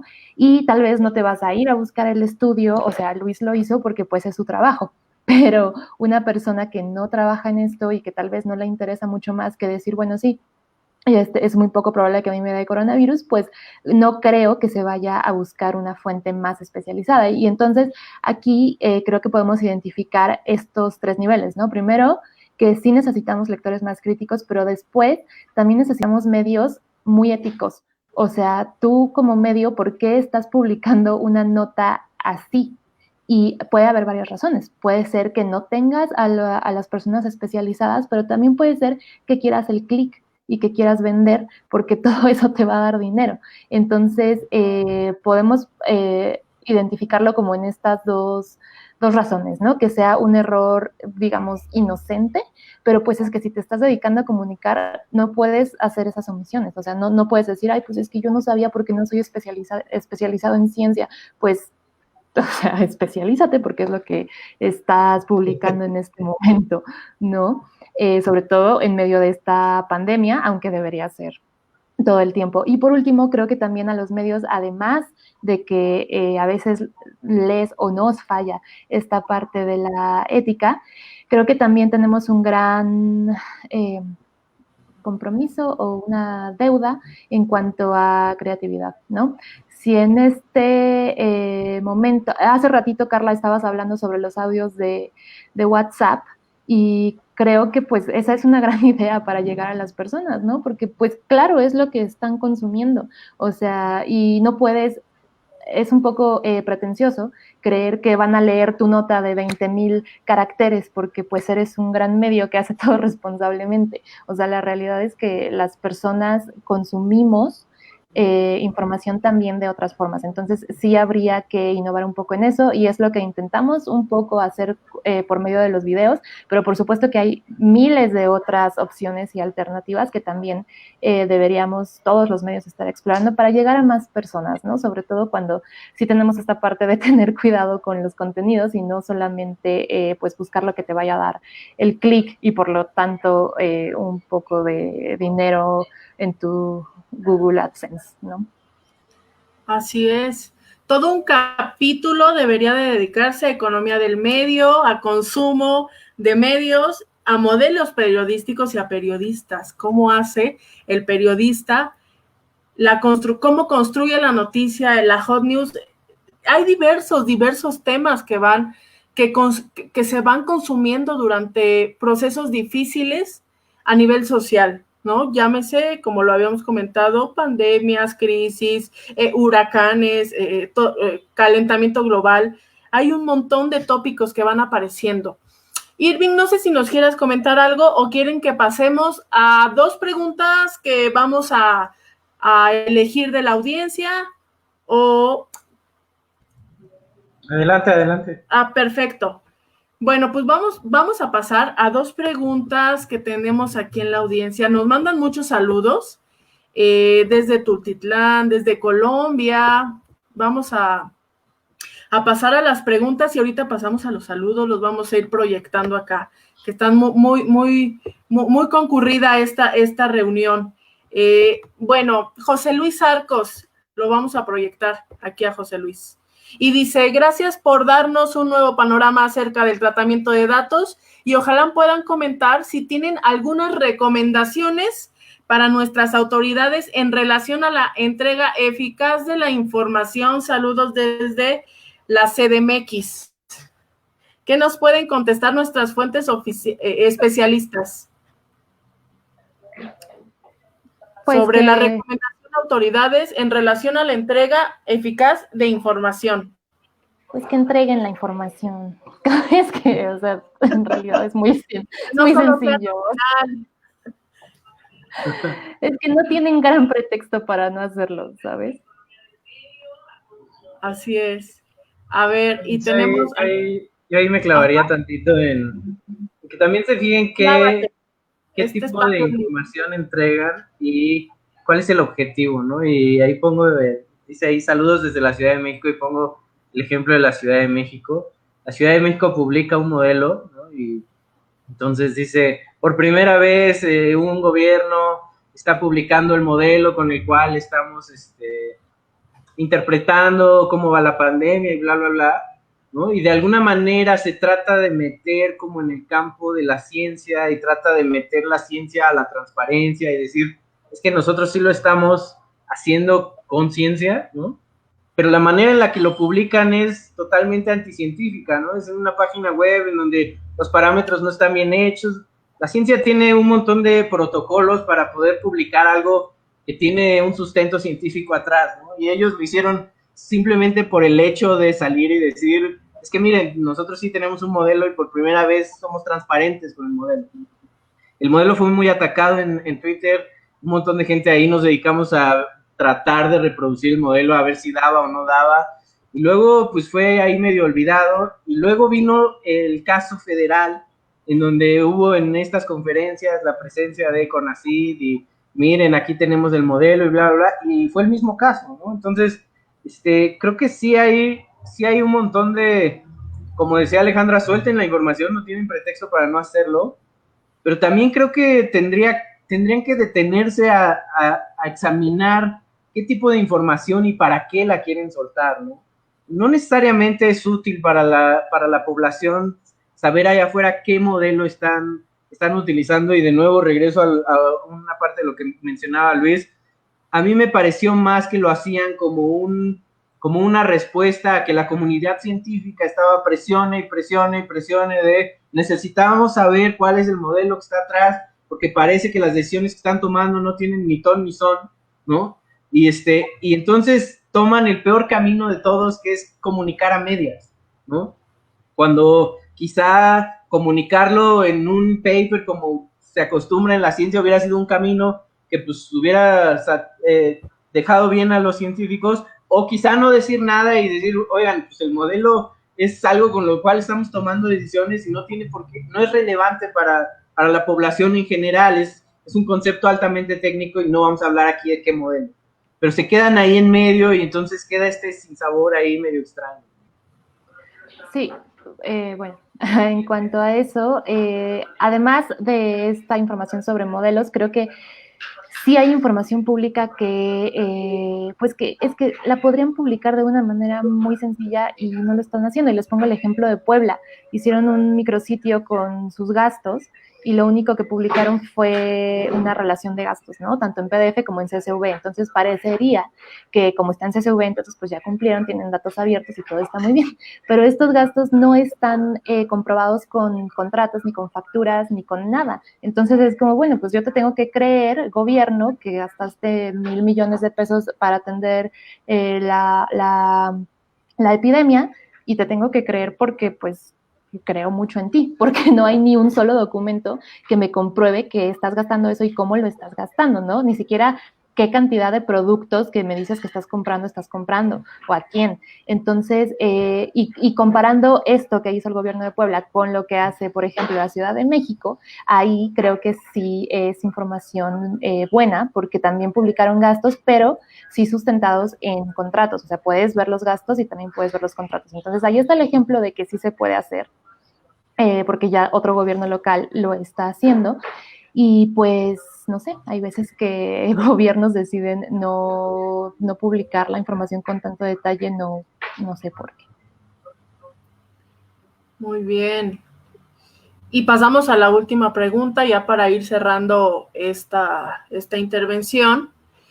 De Cristian Salazar: en este momento, ¿realmente solo deberíamos preocuparnos en la ocupación hospitalaria? Y creo que aquí Cristian hace referencia a esta pregunta, si mal no estoy, a reserva de que Cristian ande por ahí nos diga, con esta semaforización, ¿no? Y esta nueva normalidad donde hay un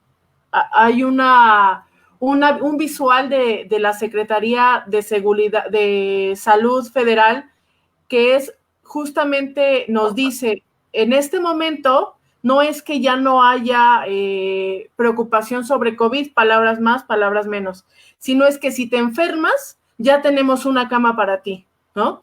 Y es en ese tenor, si mal no capto esta pregunta, es que está preguntándonos Cristian Salazar. ¿Qué nos pueden decir en 2 minutos respondiéndole a Cristian nuestras fuentes especializadas? Luis, porfa. Sí, creo que obviamente, bueno, en la situación en la que estamos, en realidad tenemos que preocuparnos por vidas humanas, ¿no? Eso es como obvio.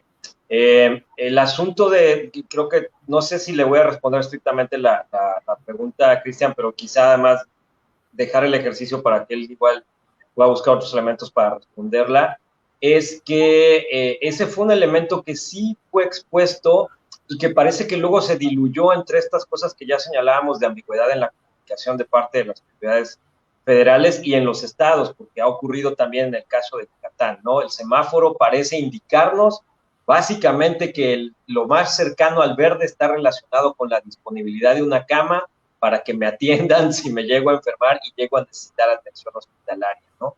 Y de hecho, casi desde un principio eso se señaló. Es decir, que no había una manera de contener o de evitar el impacto de contagio de COVID-19, sino que todo el esfuerzo estaba centrado en mitigar.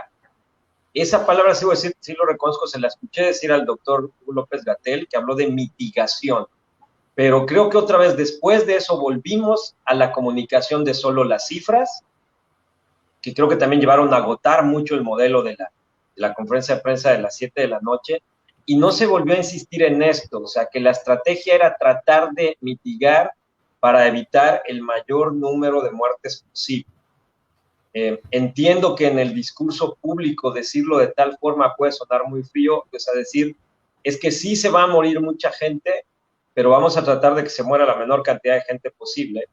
Y ahora esto se ha cruzado precisamente con esto, que ya es incluso una iconografía, porque nos mandan, al menos a nosotros, no se me llegan a mí por correo electrónico los informes de la Secretaría de Salud Estatal, o los publica el gobernador Vila Dosal en su fanpage de Facebook, y aparece ahí un semáforo que básicamente lo que me está diciendo es que se van abriendo algunas actividades en eso, ¿no? En proporción al número de camas. O sea, yo ya hacía un cálculo que me parecía gracioso, lo hacía solo para mí, pero ahorita lo voy a comentar, que era, creo que voy a tomar mi decisión de salir más a bares, porque ya empezaron a abrir bares en Yucatán, al 25% de ocupación nada más, pero ya está.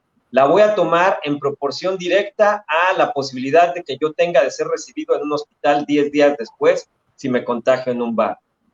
Es decir, esa fue la inferencia que hice, y es un poco sarcástica y está cargada de un humor muy negro frente a la situación que estamos viviendo, pero la traslado a qué es lo que están comunicándonos hoy las autoridades, ¿no? Es decir, ante esta pregunta que hace Cristian, creo que es completamente válida decir, ahora solo me tengo que preocupar por las camas de hospital, creo que no, o sea, y ahí hay otro error de comunicación, porque si él lo está preguntando, es porque él lo está interpretando así, y no con ello digo que esté equivocado, que él cometa un error, pero que así lo podemos interpretar todos, y que los resultados de interpretarlo solo de esa manera pueden ser muy riesgosos para la vida de personas, ¿no? Así es. Pues, Cristian, espero que te hayan dado respuesta nuestra fuente especializada. Si alguien más quiere responderle a Cristian, o pasamos a la etapa de conclusiones de nuestras fuentes especializadas de cara a la COVID-19 y qué nos ha dejado la ciencia de datos, la database, la minería de datos, la arquitectura de datos, el open access de las fuentes oficiales en esta contingencia. Y empezamos con quien quiera soltar el primer as que traían bajo la manga. ¿Quién empieza por ahí? ¿Nadie? No. Bueno, a ver. Es ya la última, el último jalón, y nos vamos a seguir haciendo visualizaciones y a terminar papers que están atrasadísimos. Bueno, pues yo creo que esta pandemia vino pues a hacernos ver bastantes cosas que podríamos mejorar en todos los ámbitos, ¿no? O sea, en el sistema de salud, tanto de México como del mundo, yo creo. Y bueno, lo que yo rescato es que en México nos hizo ver, por ejemplo, que la Secretaría de Salud no estaba preparada para una situación así, no solamente en cuanto a equipo médico, ocupación hospitalaria, sino también en la parte de datos. O sea, esto que comentaba Irving sobre el sistema que está usando la Secretaría de Salud. Cuando hablé con Ricardo Cortés, pues sí, o sea, me dijo, es que el sistema que estamos usando tiene 10 años, o sea, es de 2009, es de la epidemia de influenza, y en todos estos años, pues no lo habíamos cambiado. Ok, en todos estos años no lo habían cambiado, pero desde enero sabían que iba a pasar algo así. O sea, así como se pudieron haber preparado en cuanto a equipo y material médico y todas las otras cosas, también se pudieron haber preparado en cuanto a un sistema, ¿no? Creo que también nos está enseñando que pues los periodistas y los medios, además de tener que especializarnos, y no digo que nos tengamos que especializar a fuerza en ciencia o en datos, sino que hay que especializarnos en algo, ¿no? O sea, creo que ya no, y esto tampoco es nuevo, ya no podemos ser solamente como los periodistas que justo, ¿no? Van y cubren la fuente y así, qué padre, o sea, creo que ya no es el momento de estar haciendo eso, o no solo el momento de estar haciendo exclusivamente eso. O sea, sí hay que pensar ya en especializaciones dentro del periodismo y, bueno, exclusivamente en el caso de Serendipia, desafortunadamente, porque no es una situación agradable, pues esta epidemia en México nos hizo ver que efectivamente la idea que tenemos de utilizar las visualizaciones de datos para que nuestros lectores pues sí, entiendan de una manera más fácil y más rápida el tema del que estamos hablando, es algo que sí funciona y que, como también decía Irving, no empezamos a hacer con la pandemia, sino que ya estábamos haciendo con otros temas desde antes, temas justo como decías, Carla, de violencia de género, transparencia, acceso a la información. Entonces, al menos nos mostró que vamos en un buen camino, que todavía podemos mejorar. Hay muchas áreas de oportunidad, pero pues que sí es un modelo que puede funcionar, ¿no? A largo plazo en cuanto a periodismo de datos. Muchas gracias, Alex. Irving, una mini conclusión de hacia dónde vamos, qué nos dejó y lo que se te haya atorado. Sí, es hacia dónde vamos. Creo que la visualización de datos y el análisis de datos y el periodismo con datos debería de haber llegado para quedarse, ¿no? Entonces, pues ahí, ojalá que los medios le apuesten mucho más, ¿no? Sé que es difícil, que son temas de muy difícil consumo, pero ojalá que le apuesten mucho más. A mí me gusta mucho una frase o una manera de ver las cosas en términos de la visualización de datos de un desarrollador estadounidense que se llama Bret Victor, ¿no? Él menciona que la humanidad siempre cuando ha tenido problemas para ver algo inventa herramientas, ¿no? Si tenemos problemas para ver el cosmos y el espacio, pues inventamos telescopios. Si tenemos problemas para ver el microcosmos y los bichos, inventamos microscopios. Y la visualización de datos, él la ve, y a mí me gusta mucho esa manera de verlo, como una herramienta que hemos inventado para poder ver estos sistemas que son complejísimos, que tienen que ver con nuestra sociedad, con economía, con un montón de cosas ahí mezcladas que no necesariamente se dejan ver fácilmente por las teorías que teníamos, ¿no? O por el periodismo usual que teníamos. Entonces, la visualización de datos, desde mi punto de vista, es una herramienta que te permite diseccionar un poco más y meterte un poco más en estos temas que son tan complejos, tanto de comunicar como de entender y como de consumir, ¿no? Entonces, creo que la visualización de datos debería de estar en todos lados, todo el tiempo, y mientras más mapas y gráficas hagamos, mejor. Muchísimas gracias, Irving. Luis, ¿algo que quieras decir antes de cerrar este capítulo? Sí, creo que son tres cosas efectivamente, ¿no? Como decían, que esto haya llegado para quedarse, ¿no? No sea solo el clásico comportamiento social que ocurre en una crisis, que la gente se vuelve buena onda y pasada la crisis todos volvemos a ser igual de mala onda, ¿no? Jugando un poco con la analogía. Y una cosa que me parece importante, yendo un poco al pasado, creo que todos los cuatro estamos un poco familiarizados, hemos escuchado, quien nos ha estado viendo, hablar de aquel famoso libro del Homo Videns, del que escribía Sartori, ¿no? Y cuando se visualizaba, valga la palabra, a esta audiencia que estaba fascinada con la visualización y menos con la lectura o con la profundización en los datos, pero se veía como de una manera, como una amenaza, ¿no? Yo creo que hoy, o sea, estamos evidentemente más, siguiendo con el juego de la palabra, ante una audiencia que lo que reclama es que le demos más contenidos visuales y que no tenemos que pensar que los contenidos visuales pueden afectar la calidad de la información que tenemos, sino al contrario, enriquecerla muchísimo y abrir puertas a eso. Es decir, yo no sé cuánta gente que ve un infograma, los que hacemos en COVID Conciencia, después va a la fuente y lee toda la nota, pero probablemente lo haga, ¿no?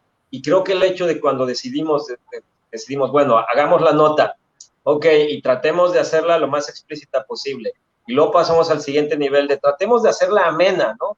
Y luego pasamos al nivel, y si hacemos un infograma, bueno, pues hagamos un infograma.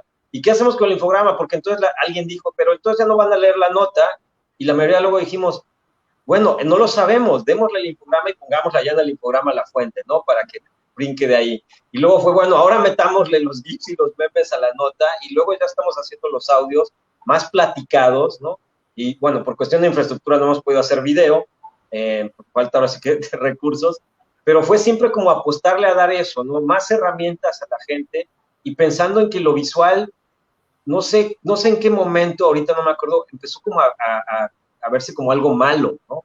Y ahora nos damos cuenta más que al contrario, o sea, digo, creo que si no, no existirían tantos certámenes en el mundo sobre visualización de datos y diseño de infografías, donde se premian trabajos que son verdaderamente impresionantes, tanto en lo fijo, en medios impresos, como en lo digital. Entonces, creo que sí la vía está por ahí. Es como que le perdamos quienes no le han entrado, perderle el miedo. Y algo que me parece también súper importante si hablamos pues de comunicación y de ciencia y de búsquedas, ¿no? Esto es una constante experimentación. Lo que hagamos hoy, y si no nos funcionó, pues cambiémoslo y hagamos otra cosa mañana, porque además, si estamos en esto, pues no tenemos otra cosa que hacer, ¿no? O sea, lo único que tenemos que hacer es tratar de darle información a la gente que pueda utilizar rápidamente. Entonces, vamos a seguir probando y experimentando. Y ya lo último, terminar también con estos recelos entre medios y hacer más proyectos colaborativos. Yo creo que los proyectos colaborativos son hoy día terriblemente valiosos, están dando muchos ejemplos muy buenos en América Latina, está haciendo mucho, y yo creo que eso también puede ayudarnos porque nos ayuda a multiplicar no solo la capacidad de los resultados que podamos dar, sino que nos ayuda a multiplicar la cantidad de ideas que podamos generar entre todos. Muchísimas gracias, Luis. Y no me queda más que despedir este capítulo inclinando hacia la opinión pública más crítica, un consumo de medios más crítico, opinión de fuentes especializadas más críticas. Muchas gracias a nuestras fuentes, muchas gracias a quienes nos vieron, muchas gracias a quienes preguntaron, y no me queda más que invitarlos al siguiente capítulo que va a ser sobre apuntes jurídicos, el jueves que viene, jueves 25 de este mismo mes a las 6 de la tarde. Muchísimas gracias a todos, muchísimas gracias a nuestros invitados. Y bueno, pues nos despedimos y aquí termina la transmisión. Hasta luego. Gracias.